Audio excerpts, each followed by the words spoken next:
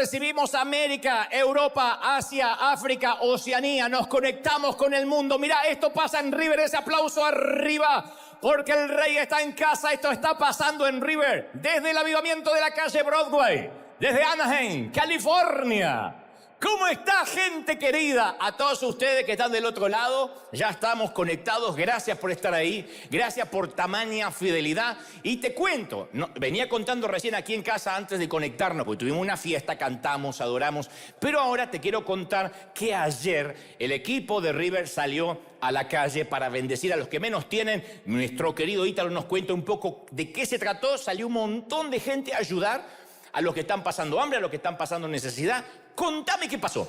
Así es, ayer fuimos con el equipo aquí desde River Arena, nos reunimos muy temprano a la mañana y nos fuimos a una de las ciudades, si no la ciudad más peligrosa de California y entre las 10 ciudades más peligrosas de toda la nación. Para ponerlos en contexto, el índice de crimen y violencia en ese lugar es muy alto. Hay muchas personas necesitadas, todos esos son edificios del gobierno y ahí es donde fuimos con el equipo. Llevamos las bolsas llenas de alimentos, fuimos casa por casa tocando las puertas. No lo podían creer cuando abrían la puerta y decían, ¿y esto gratis de verdad? Ahí es donde llegamos con todo el equipo, con el camión de River Lighthouse. Muchos de ellos, hay mucho tráfico de droga ahí. De hecho, vimos una zona donde habían como que habían asesinado a alguien días antes. Hay mucho dolor y obviamente cada vez que abrían la puerta decíamos, mira, que Dios te bendiga, aquí están estos alimentos, se los traemos para ti, nos permites orar por ti, nos permites dar una bendición. Y ahí fue cuando fuimos y cada hogar recibió su bendición, se predicó el evangelio, llevamos el mensaje.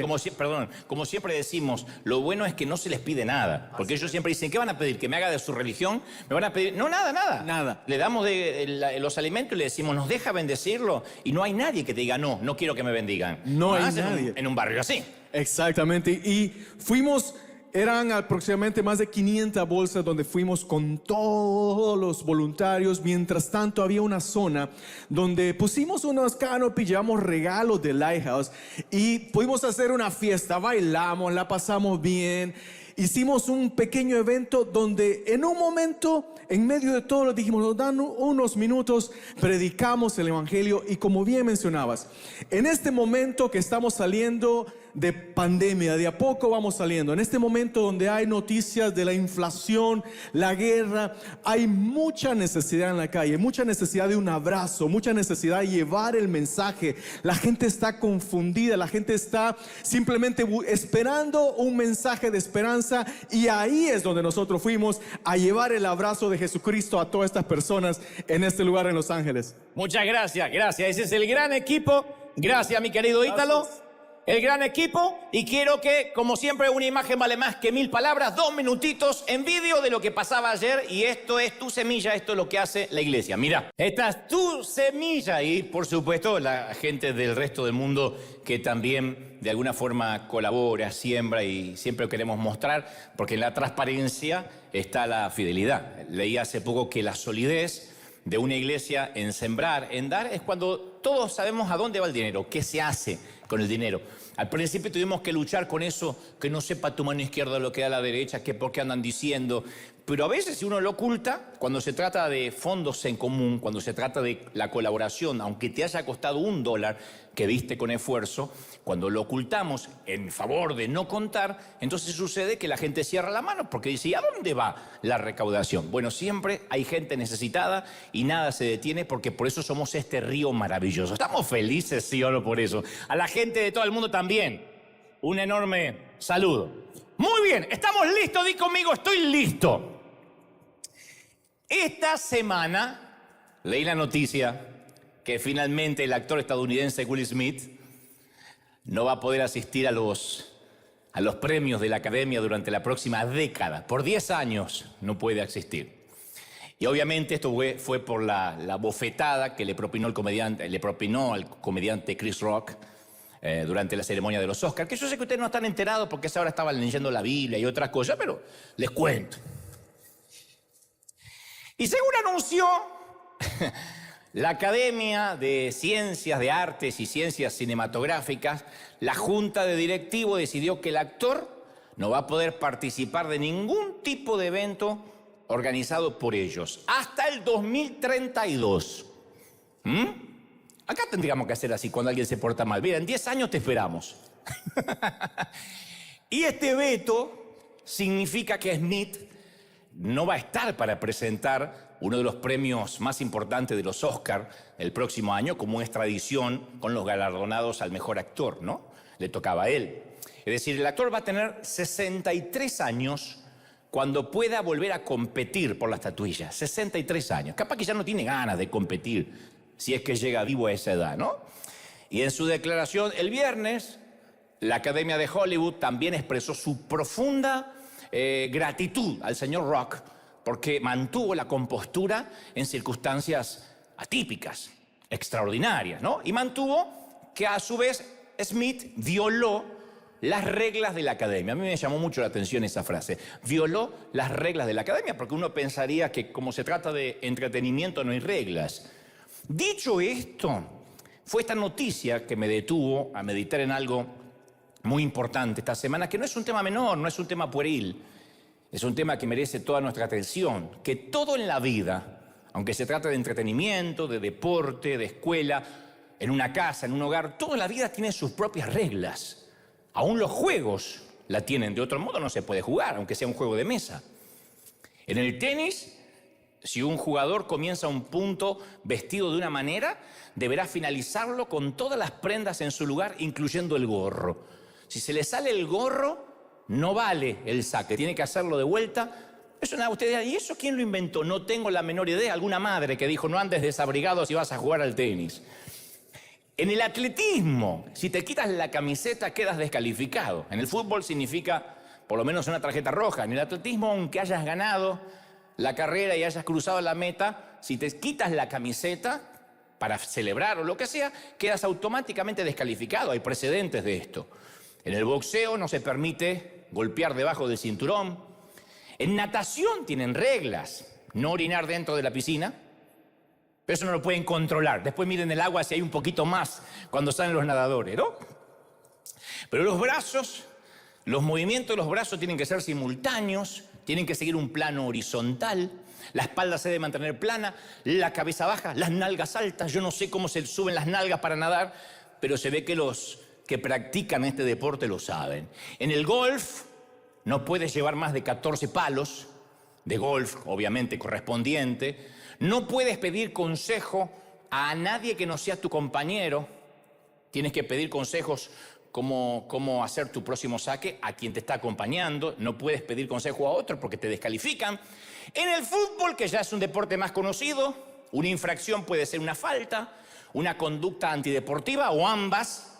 Entonces, según la naturaleza de la infracción y las circunstancias en que se produzca, equivale a una tarjeta amarilla, que es como una suerte de warning, o una tarjeta roja, que es automáticamente tiene que salir del césped de la cancha. Y como el árbitro es humano, y esto lo sabemos, y errar también es humano, desde el año 2017, el presidente de la FIFA, Gianni Infantino, que debe ser Tano con ese nombre italiano, aprobó la utilización del VAR, que todo el mundo conoce, para el fútbol internacional, que son las siglas de Video Assistant Referee, para los que no dominan el inglés como yo. Yo domino más bien el inglés británico, pero esto es traducción árbitro asistente de video, o de vídeo. Y en el sistema, está implementado para proporcionar asistencia técnica a los árbitros utilizando las imágenes de las cámaras, que antes era simplemente atracción a sangre, lo que el árbitro creía ver, que a algunos les gustaba, los aficionados decían, está bueno, porque eso tiene el fútbol, que se puede equivocar el árbitro o no. Ahora no, la tecnología vino para ayudar. Y de manera muy frecuente, nosotros solemos darle vuelta a las reglas, no solo los atletas, los jugadores, los boxeadores, porque los boxeadores a veces pegan donde no hay que pegar, los atletas toman esteroides cuando no pueden, algunos hacen goles con la mano y se le asignan a Dios. No se rían mucho que Diego Lainez simula un penal contra Panamá para acercarse al Mundial de Qatar y para que le renueven el contrato al Tata Martino. Entonces México simula un penal y dice, ay, fue penal, y entró dentro o se acercó al Mundial. Y creo que le buscamos las vueltas. Todos tratamos de ocultar nuestra nuestra deshonestidad, y a veces incluso la ocultamos de nosotros mismos, porque los juegos, cualquiera sea, desde el más pequeño, insisto, un juego de mesa, a las grandes ligas deportivas, siempre prueban nuestra integridad. Y todas las reglas, ya no del juego, sino de la vida en general, nos llevan a una cuestión más profunda, el asunto del carácter. Cuando uno ve el incidente, ahora hablando en un tono más serio, de Will Smith, uno se pregunta si valió la pena por 30 segundos de mal carácter, de mal genio, perder una carrera, quedar fuera de proyectos en streaming. Netflix lo hizo a un costado, no puede integrar más la academia, no puede competir por un nuevo Oscar, entre otras cosas, porque la condena social a veces duele más que la condena judicial, que en este caso no hay, pero la gente no perdona a veces unos 20, 30 segundos donde el asunto de carácter no está resuelto. Y si uno tiene la suficiente inteligencia, es posible que le encontremos siempre las vueltas a las reglas, pero eso no impide que violemos nuestro carácter. Podemos tratar de aplicar astucia en las reglas, pero es posible que nos salgamos con la nuestra en cuanto a que nadie nos vio, tal vez logremos convencernos a nosotros mismos que lo hicimos. Sin embargo, no podemos aplicarle astucia a la integridad, a quienes somos cuando nadie nos ve. Hace muchos años Aristóteles dijo que la pregunta central no es ¿qué haré en la vida? La pregunta central tiene que ver con ¿en qué clase de persona me estoy convirtiendo? ¿Qué imagen me devuelve el espejo cuando me veo? ¿Qué clase de persona me devuelve el reflejo? ¿Me gusta la persona en la cual me estoy transformando día a día? Bueno, las cuestiones de integridad surgen en todo momento a lo largo de la vida, independientemente en lo que creamos. Los políticos urden sus promesas, los ejecutivos evaden impuestos, la mayoría de las damas niegan que usen Botox y dicen que es solo genética y por eso no se les arruga la frente. Los que buscan trabajo adornan sus hojas de vida, le agregan cosas al currículum, total, ¿quién va a constatar? Los talleres mecánicos abultan sus facturas y dicen que arreglaron algo más. Los estudiantes copian y pegan de internet. En las tareas o en las tesis de la escuela me miran así como diciendo, ¡ay, ¿dónde pasa? Y capaz que en el otro servicio, mucha gente. Los cónyuges se mienten con respecto a la fidelidad. Los adolescentes mienten a sus padres respecto a dónde estuvieron. Los padres quiebran promesas hechas a sus hijos pensando que es un tema trivial, menor. Y hacemos esto a pesar de que la Biblia dice, por lo tanto, dejen la mentira y cada uno hable a su prójimo con la verdad. Efesios 4:25, ¿no?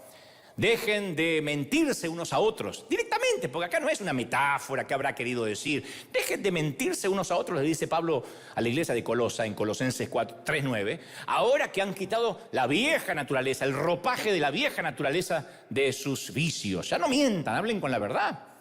El Señor aborrece las balanzas adulteradas, pero aprueba las balanzas exactas, dice Proverbios 11:1 a través del sabio Salomón. O sea que ya desde tiempo inmemorables había balanzas adulteradas. Había cosas o se generaban situaciones para hacer trampa, para timar. Entonces cuando al día de hoy decimos, bueno, yo no soy un timador, pero ¿cuántas veces le decimos a alguien, voy a estar orando por tu vida? ¿Y de verdad oramos? ¿Alguna vez llegaste tarde a una cita, como decíamos el domingo pasado, y culpaste al tránsito y todo se debió a que no saliste más temprano, te quedaste dormido?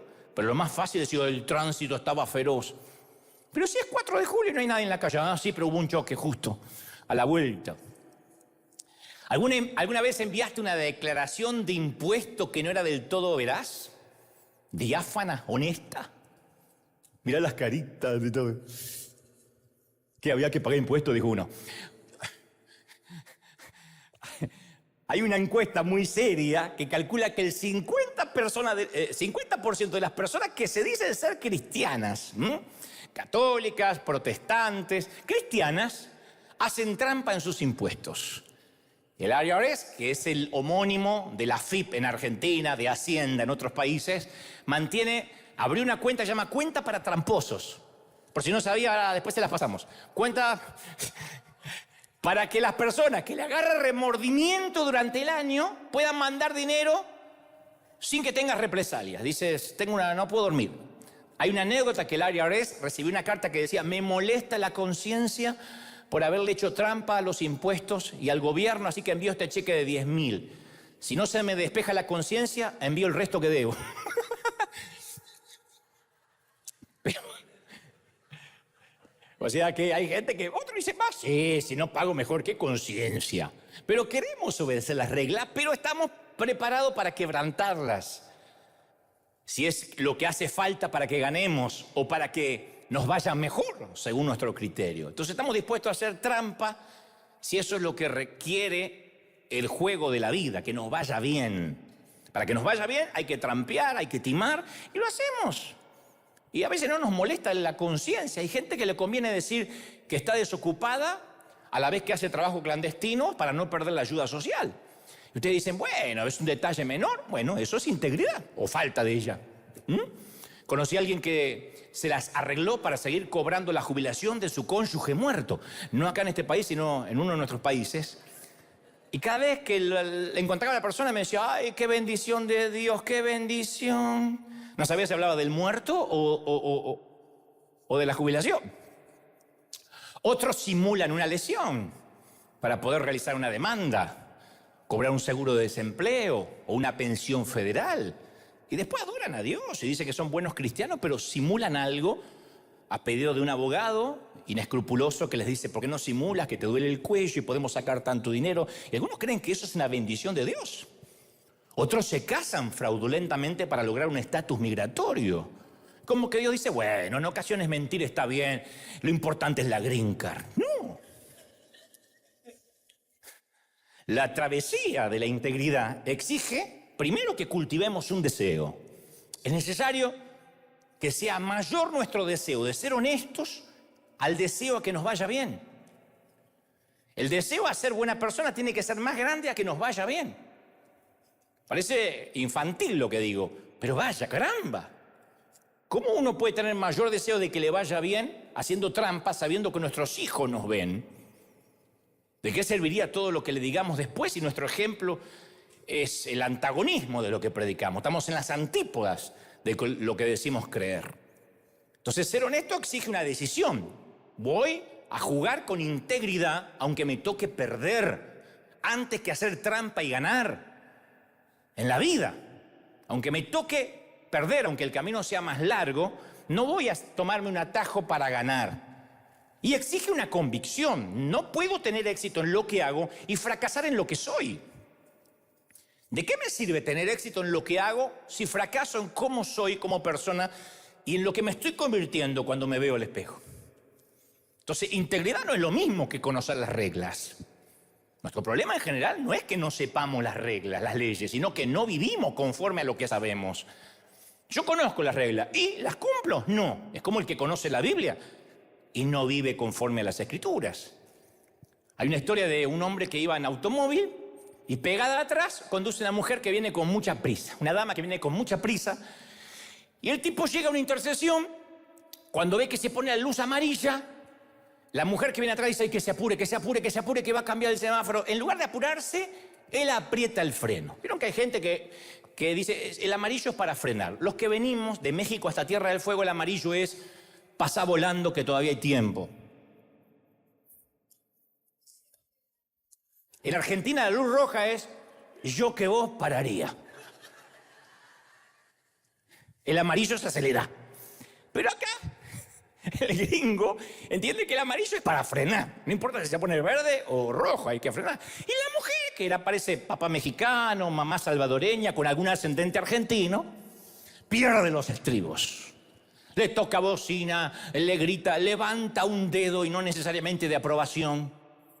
Le comunica la frustración de modo contundente, despotrica, gesticula. Y en medio de estos insultos iracundos, alguien le toca la ventana, la ventanilla. Levanta la mirada y descubre que es un agente de policía.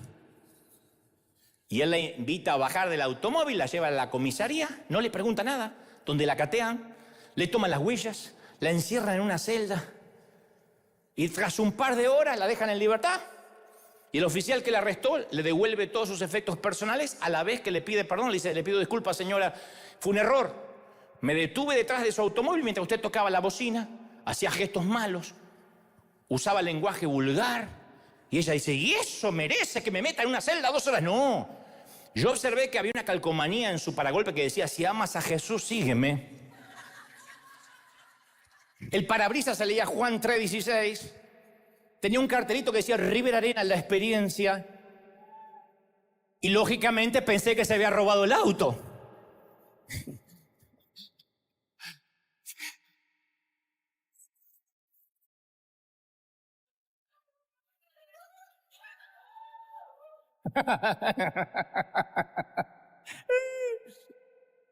El mundo se hartó de gente que tiene calcomanías cristianas en el paragolpe de su automóvil, versículos cristianos en sus perfiles de redes, libros cristianos en sus repisas, canales cristianos en sus televisores, cruces colgándoles del cuello, pero no tiene el amor de Jesús en el corazón. La gente se hartó de eso, de que tengamos un discurso antagónico de lo que vivimos o que tengamos una vida diferente a la que decimos. Entonces, desarrollar una reputación de integridad no es lo mismo que tenerla. Jesús fue la única persona que en el Nuevo Testamento usó la palabra hipócrita, en griego hipócritos, para describir a los que no practican lo que dicen o lo que predican. Y hay una palabra, hay una imagen que subyace a esta palabra, la etimología de esta palabra. Recientemente leía que arqueólogos excavaron y descubrieron una gran ciudad llamada Séforis, que construyó Herodes cuando Jesús supuestamente era niño. Entonces era visible de la colina en la cual estaba emplazada la pequeña aldea de Nazaret. Y ahí albergaba un enorme anfiteatro en cuya construcción es muy posible que haya participado Jesús y su padrastro José de joven. Y a los actores que presentaban obras allí se los llamaba hipócrites, porque usaban varias máscaras en su obra, o hipócritos en griego. Usaban varias máscaras en su obra para representar distintos personajes en una misma obra teatral.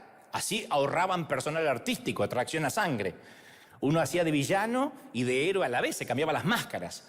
Y los judíos devotos no asistían a esos espectáculos porque le parecía que era completamente, los consideraban paganos. Así que la palabra hipócrites o hipócritos no aparece en ninguna otra parte de las Escrituras, hasta que Jesús lo dice. Se ve que él de jovencito le resultaba muy conocido esa escena de personas cambiándose las máscaras, simulando lo que no eran. Por eso cuando decía hipócritas, les producía un escozor a los líderes religiosos que se consideraban a sí mismos devotos, porque les resultaba doblemente doloroso que les dijera eso. Así que te digan hipócrita tiene que ver con que te digan actor, estás desempeñando un papel, pero ni siquiera estás en Hollywood. Ni siquiera actúas en una novela, desarrollas un papel dentro de la vida, en la iglesia, donde sea. Yo entiendo mucho de hipócritas, porque en lo personal he lidiado mucho con eso. Cuando era adolescente y estaba solo en casa mirando tele, teníamos las televisiones de lámpara, que los millennials no tienen la menor idea de lo que estoy hablando. Eran unos armatostes que literalmente hasta los 10 años pensé que los conductores y los actores vivían dentro. Fíjate vos lo que eran esas máquinas, unas cosas así. Apagaba la tele y quedaba un puntito. Una vez me quedé hasta qué hora se iba el puntito. 3 de la madrugada, el puntito se fue. Se ríen nerviosos porque no quieren decir que son de la misma época. Y yo estaba mirando tele y esos televisores con lámpara calentaban. Entonces si papá ponía la mano sabía si habías visto tele. No era como Netflix que te dice dejó la serie por la mitad. Ahí papá sabía si con discernimiento si habías visto tele o no. Y yo escuchaba con el auto, mi papá decía, no vean tele todo el tiempo porque van a quedar estúpidos.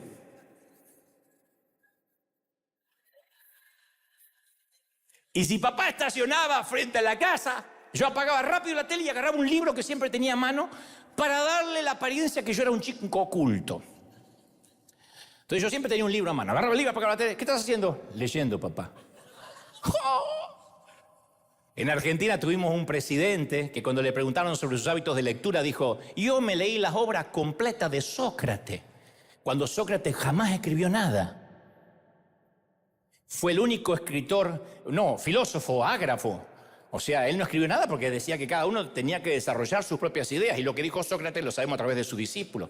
Y los mexicanos no se rían mucho que tuvieron a Enrique Peña Nieto.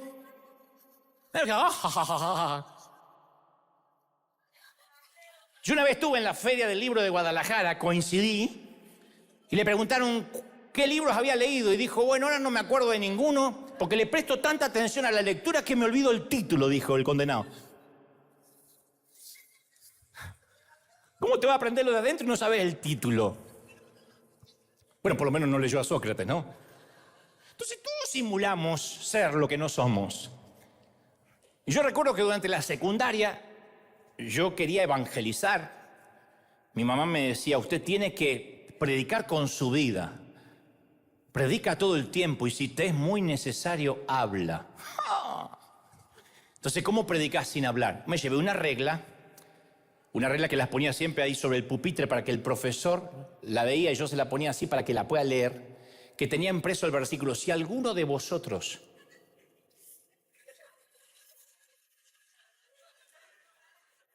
cuando tengas tu regla, ponle el versículo que vos quieras, yo no me meto con tus útiles, vos no te metas con los míos.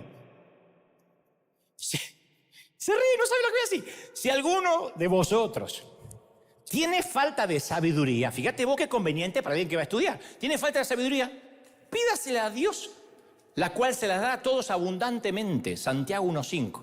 Entonces yo ponía así, para que el profesor, que era ateo, leyera. Y un día estaba rendiendo examen, con tantas ganas de obtener una buena calificación, que me había anotado todas las posibles respuestas debajo de esa regla bendecida, en letra chiquitita. Hasta yo hacía así con la regla, así, como que iba a buscar el apoyo bíblico y miraba así hasta que el profesor me cachó. Y delante de toda la clase sonrió así medio pernicioso y dijo, qué lindo lo suyo, Goebbels, ¿eh? Parece que si la sabiduría abundante Dios no se la da, usted por las dudas se copia.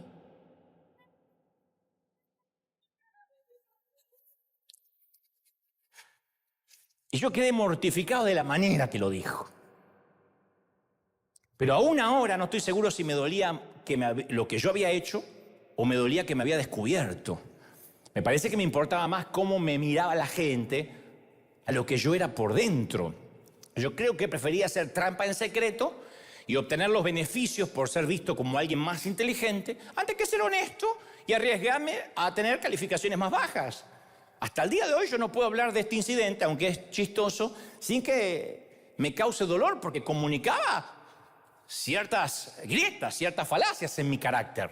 Así que, profesor Marrone, donde quiera que estés y donde sea donde te haya llevado la vida, te pido perdón porque además de hipócrita yo era un imbécil y aún estoy en rehabilitación en ambas patologías y espero que mi imbecilidad no haya sido un impedimento para que alguna vez entres a una iglesia. Te puedo asegurar que hay gente mejor que yo, Nada más que con los años que han pasado no me pude olvidar, fue la vergüenza, porque detrás del versículo bíblico que yo quería predicar me estaba copiando, estaba timando. Y parece una cosa menor de la escuela secundaria, pero que te marcan aún en la vida adulta, de decir, al menos si me voy a copiar, que lleve una regla mundana, hagan con los Power Rangers de la época, algo. Los Teletubbies, mirá lo que te digo. Alguien dijo que la hipocresía es el homenaje que el vicio le hace a la virtud. Y también es el dolor que sienten los actores cuando se desvanece el aplauso. Entonces quebramos reglas porque pensamos que al quebrantarlas nos va a ayudar a ganar o nos va a dar un atajo. Pero lo que nos vemos que justamente las reglas nos convierten quebrar las reglas, nos convierte en ese tipo de persona que se convierte en alguien incapaz de ser agradecido, incapaz de ver lo que Dios le ha dado, porque en un sentido estricto nadie puede quebrar las reglas van a perdurar, reflejan cómo son las cosas, cómo funciona el sistema. Nosotros somos los que nos vamos quebrando un poquito cada vez más, cada vez que violamos una, aunque nadie nos ve. El mejor discurso que jamás dio un orador fue el Señor Jesucristo, lo pronunció él, se dio en llamar el Sermón del Monte, lo conoce todo el mundo. Y hay una sección llamada las bienaventuranzas, donde dice, dichosos los pobres en espíritu, porque el reino de los cielos les pertenece. Dichosos los que lloran, porque serán consolados. Y así sucesivamente. Y a la gente le encanta eso, nos encanta. ¿A quién no le gustan las bienaventuranzas? La gente imprime esas palabras y las cuelgan en sus hogares. Luego Jesús describe a la humanidad redimida y dice, ustedes son la sal de la tierra, ustedes son la luz del mundo. Y a la gente también le encanta eso. Imprimen esas palabras y las cuelgan en sus hogares. Y luego habla de la ira y de la lujuria en el corazón, y advierte, dice, por tanto, si tu ojo derecho te es ocasión de pecar, sácatelo y tíralo. Los tuertos que tendríamos, ciegos. Si tu mano derecha te hace pecar, córtatela y arrójala. Más te vale perder solo una parte del cuerpo que con cuerpo entero irte al infierno. Así dice el Señor en la misma oratoria de las bienaventuranzas. Y yo nunca vi colgado eso en la pared de nadie. ¿Será que el desmembramiento era una estrategia de integridad? Viste que a veces las iglesias celebramos, bueno, nosotros no, pero iglesias que celebran ceremonias de membresía. El domingo que viene vamos a celebrar, por ejemplo, Domingo de Resurrección. ¿Deberíamos celebrar también ceremonia de desmembramiento? ¿Cómo anda, hermana Florinda? Y más o menos el domingo pasado estaba haciendo la fila, me excedí con los chismes y el domingo que viene me sacan la lengua. Pero me la dan en un tupper para que me la lleve a casa. No, lo que Jesús plantea no es un desmembramiento, es un debate fundamental acerca de lo que hace una persona íntegra ante Dios. Que muchas veces la gente define la bondad desde el punto de vista que evita la maldad. Pero ausencia de maldad no es necesariamente bondad. Bueno, yo no soy un delincuente, yo no le robo a nadie, y eso no te hace bueno necesariamente, eso es lo que deberías, se supone que debes hacer. Pero los escribas y fariseos consistían todo en no desobedecer la Torá, no quebrantar las 600 y pico de leyes. De modo que si la integridad significa evitar el adulterio, el tipo sencillamente evitaba a todas las mujeres. Así eran los tiempos de Jesús. Era una estrategia, había unos que llamaban los rabinos ciegos y sangrantes. ¿Sabe por qué se le decían los rabinos ciegos y sangrantes? Porque primero nunca hablaban con una mujer, jamás. Y después cerraban los ojos cuando en su campo de visión periférica aparecía una fémina. Por eso se chocaban contra las paredes de los tipos, porque decían, uy, hay una mujer, ¡pum!, se chocaban. Literalmente. La integridad de una persona no es modificar la conducta y evitar hacer lo malo. No se puede vivir así. Bueno, mientras yo no participe de comportamientos prohibidos, mientras que yo no trafique droga, significa que voy bien. No, Jesús por eso dice de manera irónica, casi risible, si la manera de ustedes es evitar el pecado, evitarlo el pecado, tengo una idea buenísima. Córtense cualquier parte del cuerpo que te obligara a hacer algo malo y entrar al cielo convertido en un muñón mutilado. Sí, los brazos, las piernas me los corté. ¿Y la lengua? La locura. El problema, Jesús usa la ironía porque está diciendo, no, el problema está, lo hice irónicamente, córtatelo. El problema está en el corazón. La integridad es mucho más grande que el simple hecho de voy a evitar quebrantar las reglas. Integridad es convertirme en el tipo de persona que hace lo correcto. La integridad no significa que me vuelvo diestro en no hacer lo que en realidad deseo hacer. ¿Recordás que yo siempre te cuento que cuando hago la gira, las conferencias, siempre suelo preguntar, o en la mayoría, en la gira auténtico lo preguntaba siempre, casi al comienzo. Les decía a la gente, si tuvieras 24 horas de inmunidad e impunidad, de manera legal y de manera divina, de parte de Dios, Dios se da vuelta y dice, 24 horas, haz lo que quiera, nada va a ser considerado pecado, no lo voy a ver. Y la ley lo mismo, una purga. Un día completo donde nada de lo que hagas sea un crimen o un pecado. ¿Qué harías? Y a donde hago la pregunta, los ojitos de todos son como los de ustedes ahora.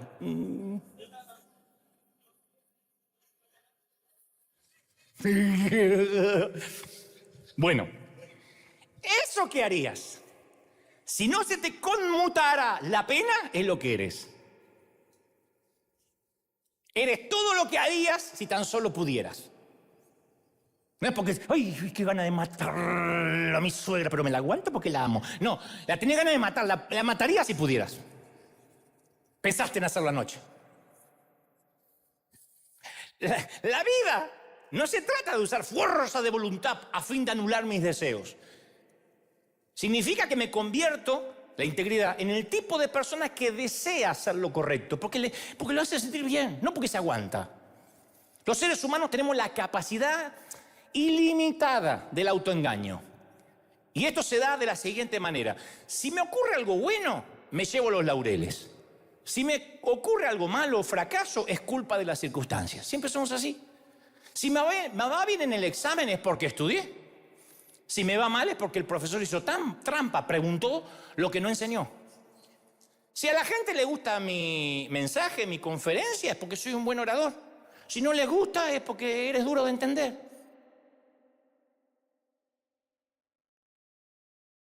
Preparado para bruto, yo contra eso. Así es como yo me calmo cuando fracaso. Lo que hace que resulte aún peor del autoengaño es nuestra manera de explicar el comportamiento ajeno. Porque nosotros tendemos a explicar nuestro mal comportamiento desde la perspectiva de las circunstancias atenuantes, desde nuestras motivaciones. Si fuéramos Will Smith, diríamos, no, a ver. Se estaba burlando de una enfermedad, de la alopecia de mi esposa, pónganse en mi lugar. Pero cuando lo vemos de afuera, tendemos a explicar el mal comportamiento desde la perspectiva de los defectos de carácter. ¿Cómo el tipo no se aguantó un chiste? Si somos nosotros, y bueno, ponete en mi lugar. Si es el otro, no tenía que haberlo hecho. Si le gritas a tu hijo en el supermercado, es porque el mocoso se portó tan mal que agotaría la paciencia de un monje tibetano marihuanero tomándose una caipirinha en Cancún. ¡Nerto! Por eso lo reventé la cabeza. Si la otra señora le grita a su hijo en el supermercado, resulta obvio. Qué pena me dio, qué pena. Tiene un problema de control de ira la señora. La bendigo. Nunca deberían darle la custodia de ese niño. Ahora, si lo hacemos nosotros, explotamos. Si lo hace ella, está mal. Si te hacen una multa por exceso de velocidad, es porque al policía, a la gente le hacía falta cubrir su cuota diaria de ticket y estaba escondido en la esquina. Y en vez de estar agarrando delincuentes, por 10 millas de más, ya me hizo un ticket. Si a tu vecino le hacen la multa por exceso de velocidad, muestra lo imprudente que es como conductor y no deberían darle licencia a ningún chino. Así es.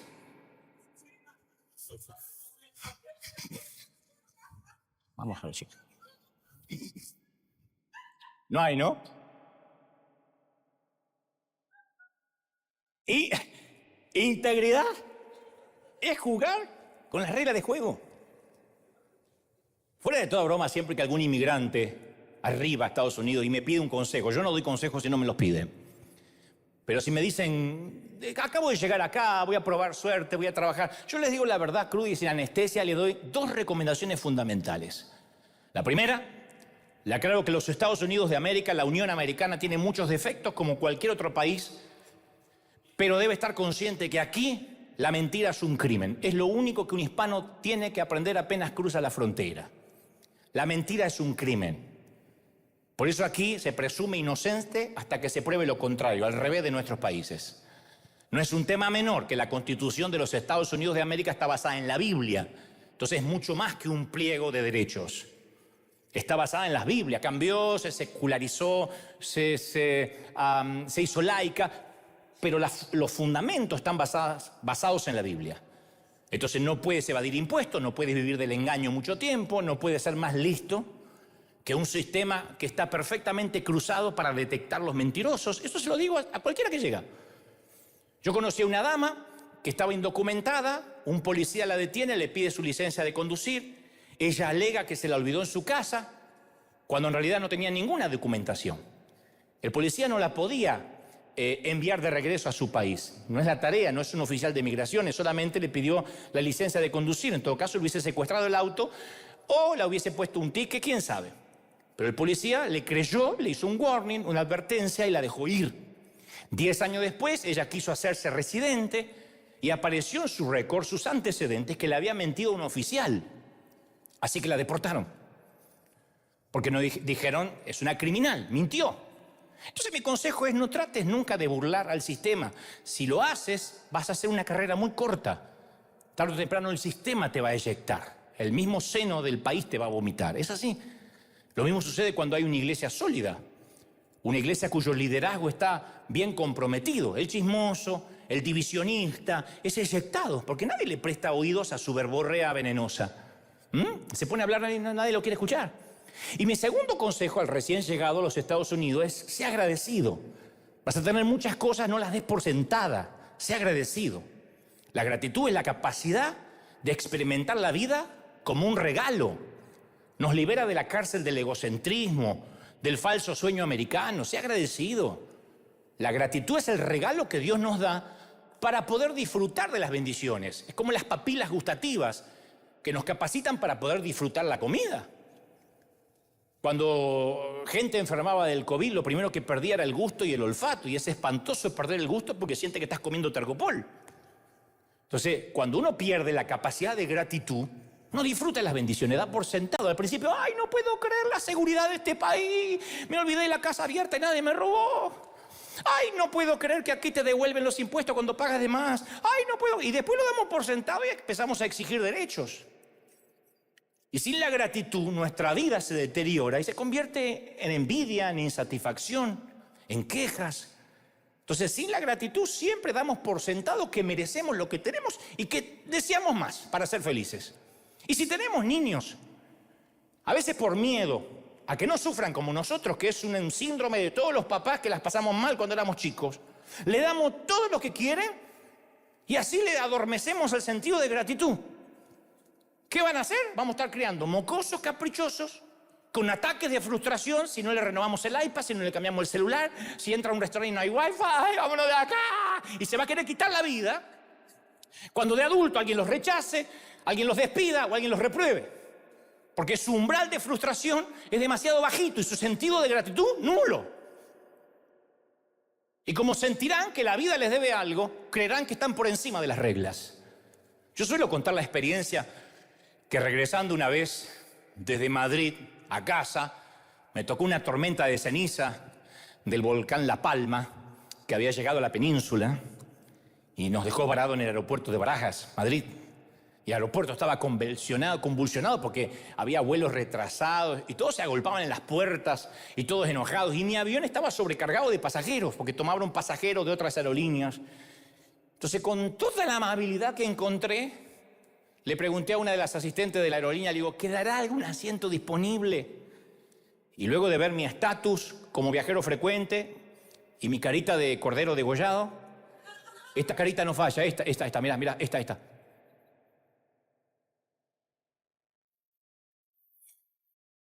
Así de nalgas cae, ¡pah! Pobrecito. La subyugo de lástima.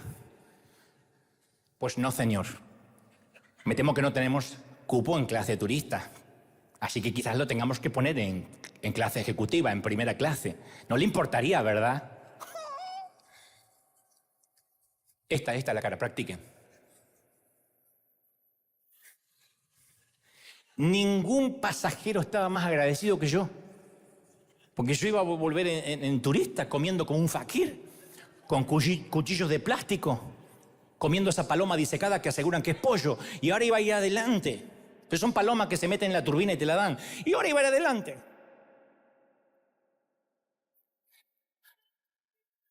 Un baño para 8 pasajeros, atrás había uno para 350. ¡Es maravilloso! Iba cada rato a orinar, pausarlo nada más. Y me siento en business, en primera clase desde Barajas a Los Ángeles.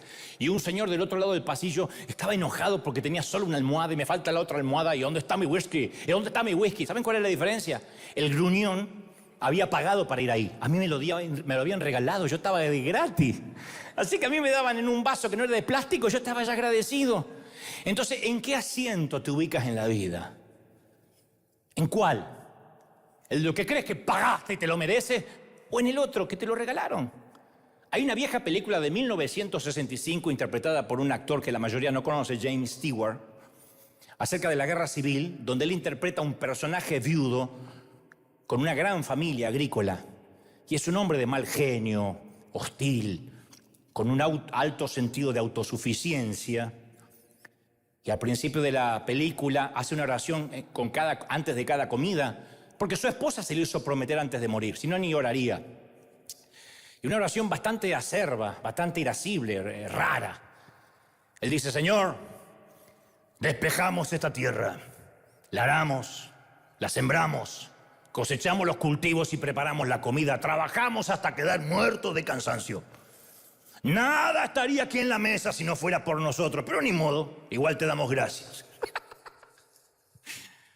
Si así da las gracias, no me quiero imaginar cómo se queja. Y luego llega la guerra en la película. Te la puedo spoilear porque es de 1965. Pierde todo. Pierde gran parte de sus hijos, su familia queda destruida. Y avanzada la guerra, el remanente de la familia, lo que le queda, se juntan alrededor de la mesa a comer. Y ahora el personaje de Stuart comienza a pronunciar otra vez la oración. Señor, limpiamos esta tierra, la aramos, pero se atraganta y no puede continuar. Porque el sufrimiento, la pérdida, la muerte habían quebrado su ilusión de autosuficiencia. Lo irónico es que la pérdida y el dolor son los que franquean el paso a la gratitud. Y el personaje de Stewart llega a darse cuenta de que había visto las cosas desde la perspectiva equivocada.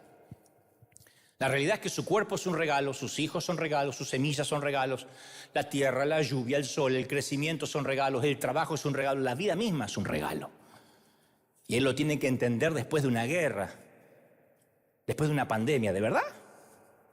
¿De verdad necesitamos que 2 gotas de moco que vienen de China y que te cierran el oxígeno de buenas a primeras llegue a instalarse para que nosotros digamos hay que estar agradecido por la vida, ¿de verdad? Nadie muere ateo. Nadie. Yo jamás he visto a alguien morir ateo, nunca. En la estación final, en el último tren a casa, todos quieren saber si hay algo más allá. Tenemos que esperar esa situación álgida para volvernos agradecidos y seguir las reglas de juego. Mira, alguna vez yo tuve un tío que habrías amado con locura. Era de esos hombres que todos los niños quieren tener como tío porque coleccionaba historietas, cómics, y tenía más historietas que cualquiera de mi mundo en aquel entonces. Tal como te lo digo, coleccionaba cómics cuando apenas existían en mi país. Un hombre adulto, un tío. Algunos de esos tesoros los traía del exterior. También tenía muñecas, coleccionaba muñecas. Medio raro el tío, pero tenía muñecas y cómics. Iba a casas de antigüedades y las compraba. Compraba y vendía con regularidad las revistas más exóticas que a cualquiera se le pudiera ocurrir. Era como ver a un niño encerrado en un cuerpo de hombre. Ir de visita a su casa era solo comparable con conocer alguna vez Disneyland. Nombra la revista de historietas que se te ocurra y en algún momento u otro mi tío la tuvo. Solo podías leer toda esa colección inimaginable de tesoros con voracidad, aleatoriamente, mientras que estabas en su casa, no te podías llevar nada. Así que podíamos pasarnos horas en su casa. Y durante un invierno muy frío, mi tío estaba sobre el techo del galpón podando un árbol y se resbaló. Se cayó del techo al suelo. Una rama grande del árbol que estaba cerrando le cayó encima y lo llevaron de urgencia al hospital. Ambas muñecas las tenía fracturadas, sus hombros estaban quebrados, su cadera y sus costillas estaban astilladas. Hubiese sido más fácil enumerar los huesos que no estaban fracturados que los que sí estaban. Pero cuando llegaron al hospital, estaba mareado. Lo que nadie sabía es que en ese momento los huesos se habían quebrado de manera tal que parte de la grasa se estaba escurriendo de su médula ósea.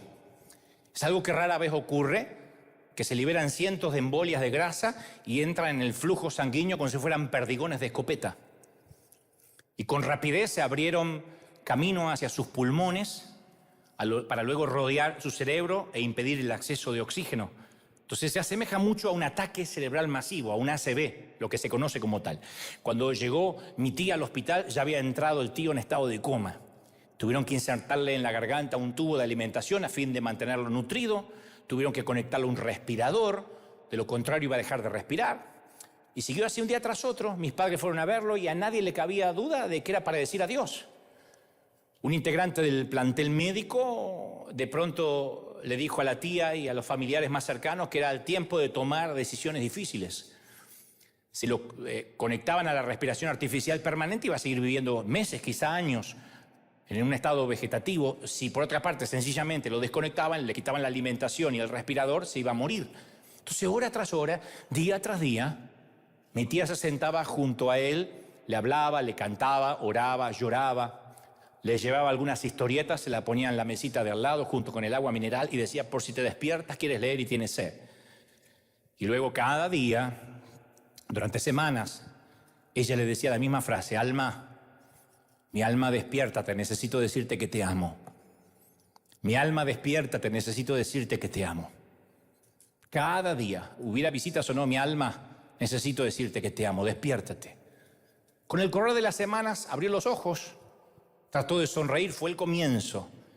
Y una vez más, como había sucedido hacía más de 60 años, cuando nació, el milagro de la vida volvió al cuerpo de mi tío. Su boca se abrió, pudo balbucear. Sus primeras palabras vinieron cuando le retiraron el tubo, obviamente, de la garganta, que es algo, un procedimiento muy doloroso, por cierto, ¿no? Y después de muchos días de coma y meses de rehabilitación, el tío volvió a la casa, estaba caminando, leyendo historietas otra vez, y para bien o para mal, nunca volvió a ser el que yo había conocido, nunca volvió a ser el que solía ser. Algo le había cambiado. Yo preguntaba siempre si era un tema neurológico y me decían, no sabemos porque está normal, pero algo había cambiado en él. Y una cosa resulta clara para todos, como le resultó para mi tío, que la vida es un regalo. Lo hablamos el domingo pasado. Todo se va a la caja. Que cada día es un milagro que no se compra, cada segundo que vivimos es un segundo adicional. La vida, a esta altura, transcurre en el tiempo adicional que está agregando el árbitro. El que crea que todavía está antes del minuto 90, está errado. Ya pasaron 90 minutos. Y estamos viviendo tiempo extra, aunque tengas 20, 30, 15, 16 o 75. Y yo no sé por qué el juego funciona de esta manera. No sé por qué algunas personas se recuperan mientras que otras mueren. No sé por qué algunas oraciones reciben respuesta y otras, al parecer, pasan desapercibidas. No lo sé. Pero lo que he aprendido es que la vida es un regalo. Me consta que no se trata de que ganemos, algo que creamos o algo que sostenemos. Me consta que hay una verdad en cuanto a nosotros. Es que a veces nos olvidamos que vamos a morir. Y la otra verdad es que olvidamos que estamos vivos. Y lo damos por sentado. Por eso suelo decir que debemos morir viviendo y no vivir muriendo. No es un tema menor. Y de la misma manera que algunos tienen deficiencia auditiva, hay algunos que tienen deficiencia de gratitud. Por eso viven por fuera de las reglas. Les hace falta un regalo colosal, ganarse la lotería, comprarse un auto nuevo, para decir, estoy agradecido por esta semana. Y por otra parte, la gente que tenemos una gran capacidad, y en esto sí me incluyo. De hecho, conté que fui un hipócrita tanto tiempo, me merezco contar que soy un tipo agradecido. Tenemos, los que somos agradecidos, un umbral bajo de gratitud. Cualquier cosa nos hace agradecer. Y yo sé que hay gente así, que se dan cuenta de una puesta de sol, agradecen el hecho de respirar, la sonrisa de un niño, que hace brotar ese sentido de haber recibido la bendición de un regalo que no te ganaste. En cierta ocasión Jesús sanó a 10 leprosos y uno solo volvió agradecido. Y si esta historia muestra una estadística, es que 9 de cada 10 sufren de ingratitud.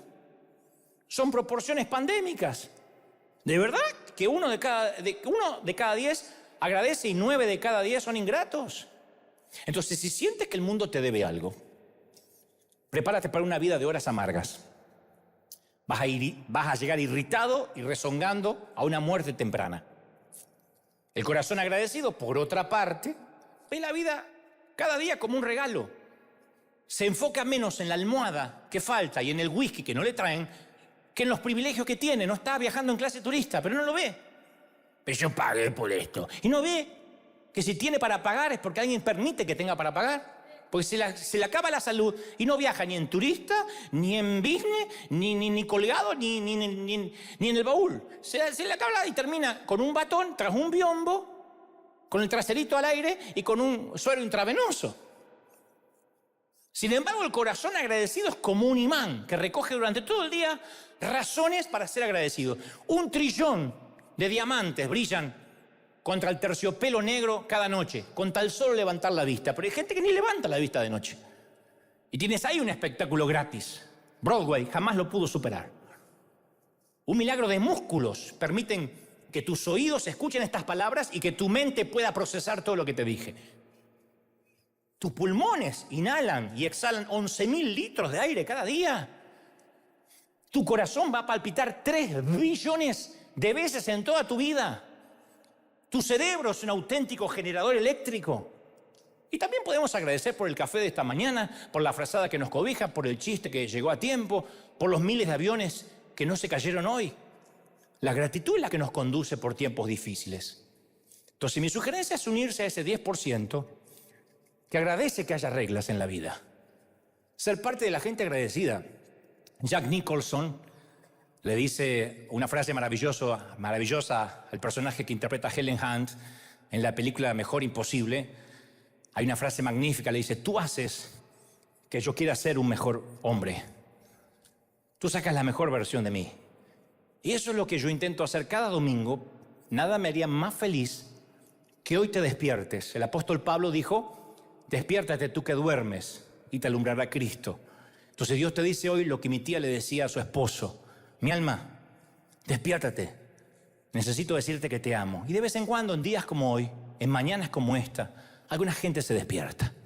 Y cuando lo hacen, despiertan a la gratitud. Y la gratitud nos permite jugar con integridad, aunque nos toque perder, en lugar de hacer trampa y ganar. La gratitud, señores, es el gran secreto para jugar la vida según las reglas. Esa es la vida.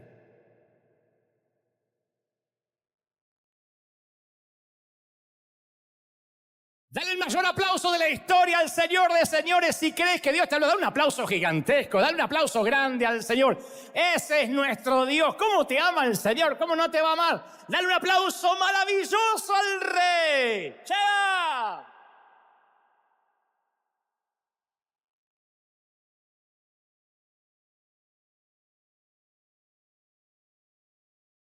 Que el aplauso se escuche en África, Asia, América, Oceanía.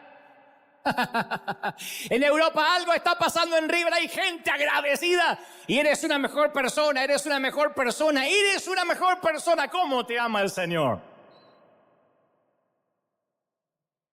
Últimos 2 minutos aquí y en otras partes del mundo. Di conmigo: Señor Jesús, fuerte, entra en mi corazón.